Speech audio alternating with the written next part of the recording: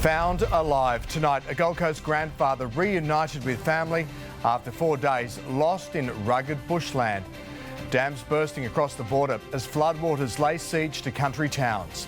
A huge blow to Russia's war effort with a key supply route torn apart. Walking in her honour, crowds gather to remember Olivia Newton-John. Holden farewells Bathurst in style after a dramatic day on the mountain. And the major tourism funding blitz providing huge discounts for Queensland travellers. This is 9 News Queensland with Jonathan Upton. Good evening. Relief for rescuers tonight. A missing Gold Coast grandfather found alive in rugged New South Wales bushland following a large-scale search operation. Dozens of rescuers spending 4 days in the elements, determined to bring him home. Wading through water, scouring thick scrub. It's very steep terrain, very rugged terrain.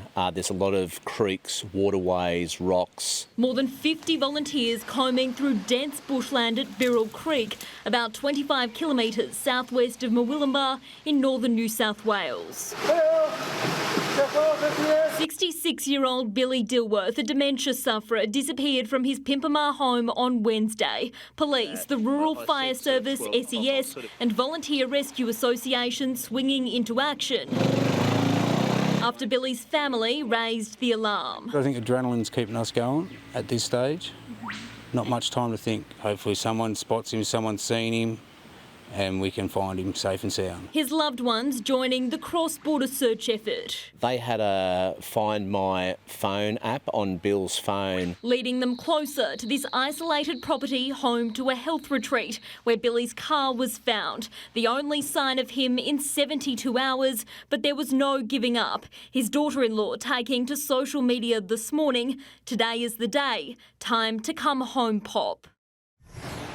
And today was the day. Billy's family finding him safe and well this afternoon. Within that search perimeter, he'd tripped and fallen down a gully and had become pinned up against a tree, unable to move. Rescuers pulled him to safety and he was airlifted to the Lismore Base Hospital, suffering only dehydration and minor injuries. He remains there tonight and I'm told is in very good spirits.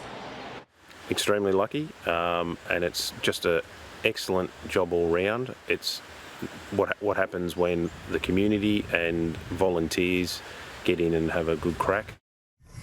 Jonathan, Billy's family have tonight thanked the dozens of rescue crews who have spent the last couple of days working tirelessly to bring him home. Can't imagine their relief. Abby, thank you. A destructive wet weather system is continuing to wreak havoc in New South Wales. The south coast swamped, while rivers in the central west quickly rose. And despite several warnings, the swollen waterways were yet again a trap for unwary drivers. A remote campground on the Dewar River east of Moruya on the south coast, and the Westpac chopper sweeps in. A father and daughter stretching their luck too far. They got out okay, unlike their four-wheel drive. Around the state, rivers are on the rise and threatening towns. Overnight, we have seen 21 further flood rescues. Dams are overflowing. This is the spillway leading up to Windermere Dam at Mudgee. The last time it spilled was 32 years ago. All around Mudgee, rivers and creeks have broken their banks. And the ground is like a sponge that can take no more. Communities in regional, rural and remote New South Wales, they'll be on edge for the next few days. In Dubbo, the Macquarie River is a brown lake creeping into the town, trapping the Woolies delivery trucks. We'll go to the IGA. We've got a great IGA over in West Dubbo. We're well serviced by the bowling club, the IGA and the Servo. At Bathurst, the supercars were losing it in the mud. Don't see that too often down there, but obviously these are rare conditions. But it was the fans who came well equipped to handle the bog. You've got to have a laugh. You've got to have a laugh, mate. At Wagga, the Murrumbidgee is a slow burn. It allowed SES volunteers to warn residents what to expect. The peak we're expecting to reach Wagga sometime on Tuesday morning, Tuesday day, which gives the residents of North Wagga and Morong and Flowerdale time to actually exit. On the central coast at Yarramalong, a big gum crashed onto Lee Spink's new Jeep. I heard this massive crash, just come down and everyone's gone running out and seeing our 2-month-old Jeep sitting on the ground with a tree on top of it. Roads cut and the threat of more bad weather on the way. One fisherman in Dubbo casting a line while the sun was still shining. Definitely something different. You don't see this in the main street of Dubbo every day. I'm like, oh, I actually had to touch. Well, there I you go. seriously did. Mark Burrows, 9 News.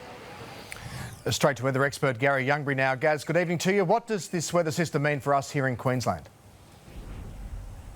Well, firstly, Jono, just in the last half hour, we've had a spectacular frontal cloud band crossing us here on the Gold Coast. It's ahead of a southerly change. Gusty southerlies, more than 40k at the moment, and it's building. It should reach Moreton Bay, the change, either side of 8 p.m, and then later this evening on the Sunshine Coast. There are a couple of storms off the coast at the moment. We've had a few drops of rain here, but as far as the next rain-bearing system, that frontal cloud band, well, it will start in the next couple of days for eastern Australia. Let's look at the forecast rainfall. It'll be Victoria getting the heaviest falls this time, then New South Wales, with only the very tail end crossing southwest Queensland and our southern interior. So here in southeast Queensland, it should be a relatively dry week. The next sign really of any showers, not until Saturday or next weekend, but it'll be cooler, it'll be cloudy, and there'll be some fresh southeasterly winds. We'll check those temperatures, Jono, in your full forecast a little later. We'll see you soon, Gaz. Thank you.